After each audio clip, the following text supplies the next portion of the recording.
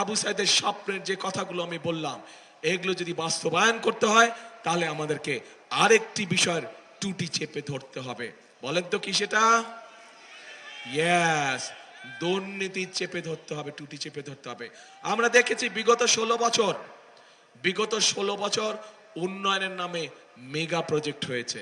যদি মেগা প্রজেক্টই শুধু হতো আমাদের আপত্তি ছিল না, কিন্তু আমরা দেখেছি কিভাবে মেগা প্রজেক্টের নাম করে মেগা দুর্নীতি করা হয়েছে।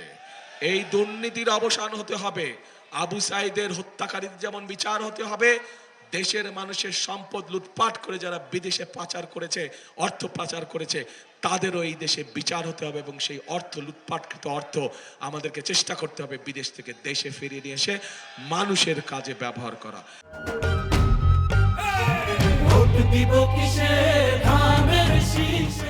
এবং প্রিয়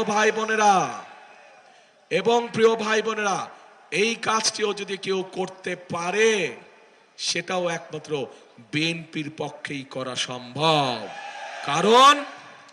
কারণ একটি আন্তর্জাতিক সংস্থা, যেই সংস্থাটি এই দুর্নীতিতে কে কত নাম্বার পেল এই হিসাব যারা করে, তাদের হিসাব মতেই 2001 সালে যখন খালেদা জিয়া দায়িত্ব পায় তখন থেকে আস্তে আস্তে বাংলাদেশ দুর্নীতির রাহুগ্রাস থেকে উপর দিকে উঠতে থাকে, মুক্ত হতে থাকে। কাজেই বিএনপি এটিও প্রমাণ করে দেখিয়েছে যে বিএনপি একমাত্র পারে দেশকে দুর্নীতির রাহুগ্রাস থেকে মুক্ত করার জন্য।